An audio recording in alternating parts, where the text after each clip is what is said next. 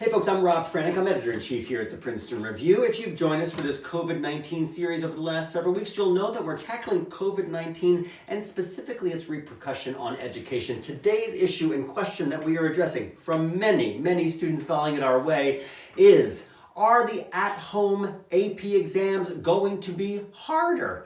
Folks, it's an exam on the minds of lots and lots of students, and we're going to answer this question through three different lenses: timing, cheating, and scoring. And we're going to start with cheating because overwhelmingly, that's where so many questions and fears of students lie. Now, the College Board who creates the AP exam has been very clear. There is no tolerance for cheating or conferring during the actual exam. They've been very clear that you can't confer either face-to-face or online during the AP experience, and that the penalties for being caught cheating are significant and severe. Number one, the College Board will report out those names of students that were identified as cheaters if they're already seniors and they've already applied and been admitted to schools, to those schools, and if they're juniors and seniors, to the schools that you'll be applying to in the next year or years. Number two, they're sending copies of your full AP exam to your AP teachers back at your home schools. And that's for a couple of reasons. One, for verification, and one, to identify any inconsistencies. And three, and we talked about this here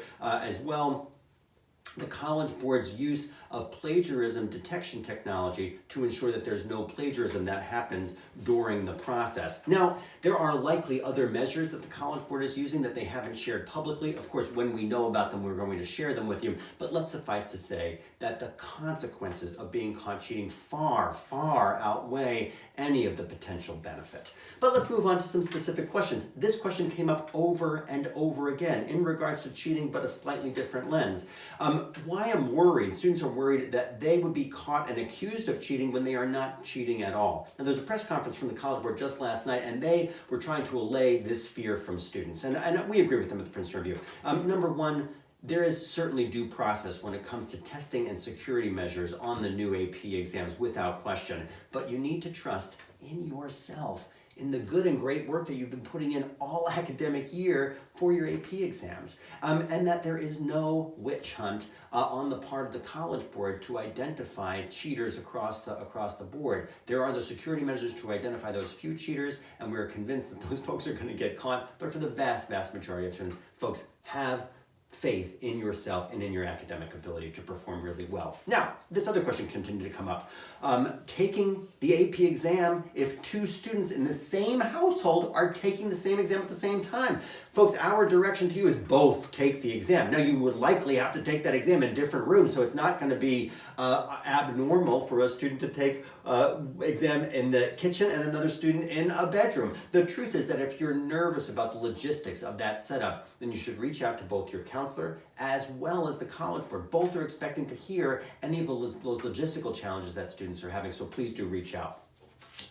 We've said this before, but it's a good one to keep mentioning. Conferring or consulting is an absolute no-no during the exam times in May or June of this year. But what about notes? Now, the glory of the new administration of the AP exams come May and June is that both are going to be open book and open note, which means that you can consult your notes, whether that's a physical notebook or an online notes that you've kept and you've created yourself. But folks, we're going to tell you just blanket statement, those notes are not going to be incredibly helpful to you, but we're going to talk more about that in a second. Google.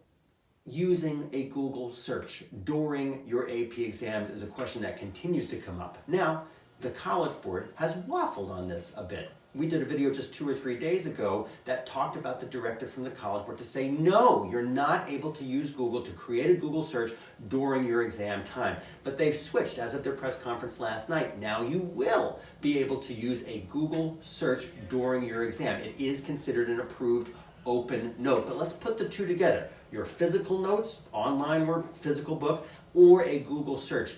Here's the thing, folks, they are simply not going to be of great help to you during the exam because of timing alone. Now, I'll acknowledge that there are students who are taking your AP Chemistry or AP Physics exam that may want to look up a quick formula, and that's awesome. But for the vast majority of students, consulting those open notes or doing a Google search is simply going to slow you down. Let's remind ourselves that this exam is only 45 minutes, and that is not a lot of minutes. Let's also remind ourselves that the questions, particularly on this iteration of the exam, are created in such a way that a Google search will not be helpful to you. Let's understand the ideal of the AP exams, and that ideal is to apply your knowledge, not simply to produce that knowledge. So the College Board was very clear about this just last night. I'm going to read you their quote.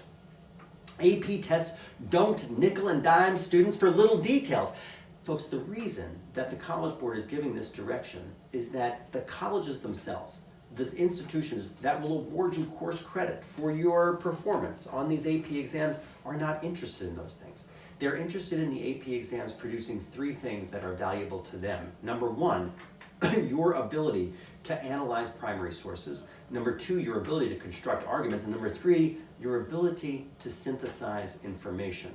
Folks, colleges do not care about your ability to recall dates and places and names. Those are truly a quick Google search away. Another quick reason to not use Google during your AP administration this year is that if you were using Google during the exam time and you were to enter into a chat room or an online discussion for an AP group and you were to engage in that discussion, then that is without question considered cheating in the eyes of the College Board and all the penalizations that we talked about before. This question to continue to come up. What if I don't have time to complete the entire exam? So many of our students are saying, listen, I'm not going to use notes, I'm not going to do a Google search, but 45 minutes is not a lot of minutes. What if I don't have time? Well, the College Board addressed this last night in their conference as well, and I thought it was a good answer. Number one, again, have confidence in yourself and all of the work that you've done throughout the academic year to get through this exam, but they noted specifically that you do not have to answer every question or section of question to earn that 5. Our best strategy at the Princeton Review, we are teaching this right now to our own AP students, is to make sure that to master a 45-minute exam is for you to make sure that you have steady progress throughout that exam and not to distract yourself with notes or online searches. Additionally, there were a bunch of questions that continue to come up about scores on the new edition of the AP exam that are harsher than in past iterations. And here's the definitive answer to the question, are these exams going to be harsher? The definitive answer is no. It will not be harder to earn a 3, 4, or 5 on the new administration of those AP exams come May or June of this year. And the truth is that it's not going to be harder and it's not going to be easier. The way that the College Board looks at this is that they can and likely will change their cut score. And the cut score is the raw score that the College Board uses for students to earn that 3, 4, or 5. And they can change that cut score based on the level of difficulty of this exam compared to past years. So if the exam is harder, your cut score will be lower, so you won't need as high a raw score to earn that 3, 4, or 5 that you would as an easier exam. Now, folks, there are lots of different questions in this same vein. One question that continued to come up for us as well, students are nervous about the free response questions being harder than multiple choice questions. And let's remind ourselves, the new iteration of the AP exams are all going to be free response question, no multiple choice questions. But historically, and this is historically for the AP exams, students have performed better on multiple choice questions than they have on those AP exams that had free response questions. So in this regard, College Board certainly knows this, the cut scores will simply be lower. And here's the guidance from the College Board. Students will not be advantaged or disadvantaged for this year's exam in comparison to years past. Oh, there it is.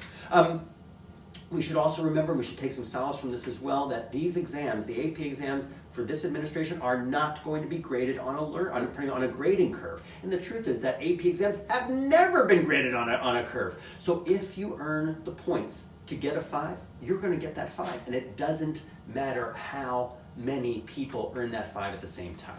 Now, let's shift our focus a little bit and talk about scheduling, as I had promised. Now, there are some AP exam times that are simply going to be brutal, and I'm looking directly at you, Hawaii. For those students in Hawaii, they have to log on to the site at 5:30 a.m. for that 6 a.m. exam. And there are some students in other parts of the world that are literally taking their AP exams in the middle of the night. But we need to understand why that's happening. Number one, and the biggest reason for this to happen is the security protocol of these tests that the College Board has put in. They want to prevent any collaboration or impersonation for any student on that exam. So that's why students will literally be taking the same exam at the same time. Now, just a quick note for international students. International students will have a different version of AP exams, but that same testing synchronicity will exist for those students internationally as well. Now, the College Board picked those particular times because the smallest percentage of students, now let's remind ourselves, there are going to be 3 million students taking those AP exams. The smallest percentage of them, 2 to 3%, will actually test between that 9 p.m. and 6 a.m. hour, where the vast majority of students will test between 6 a.m. and 9 p.m. So those 6 a.m. test takers, we're cheering for you here at the Princeton Review, but we should remind ourselves also for those students that are taking the exam literally in the middle of the night. There's been another small reparation from the College Board that's going to give you a free voucher to take a CLEP exam. Now, the College Board creates, as we talked about the AP exams, they create the SAT, and they created an exam called the CLEP, the CLEP. Now, that's a college crediting exam. You have to be a matriculating college student to do it, but if you feel that you didn't perform well on the AP exam because of that middle of the night addition that you were obliged to sit for, then you could take that free voucher for that CLEP exam come next year. A last bit on scheduling. There are 2 dates that you're going to be ability to take the AP exams, as we talked about, May and June. Now, the College Board is strongly suggesting that you take the May administration of those exams.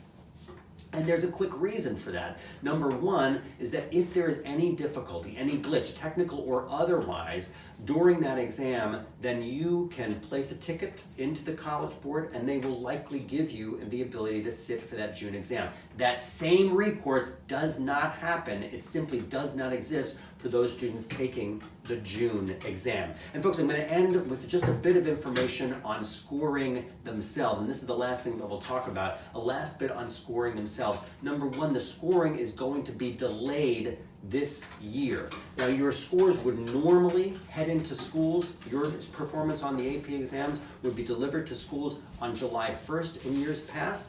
But in this administration, those schools will receive that on July 8th. You would normally in the past receive your scores on the AP exam on July 8th. You'll now receive them on July 15th. Folks, again, we have so many resources for students for AP exams, whether it's online tutoring to cram courses that we have for our AP.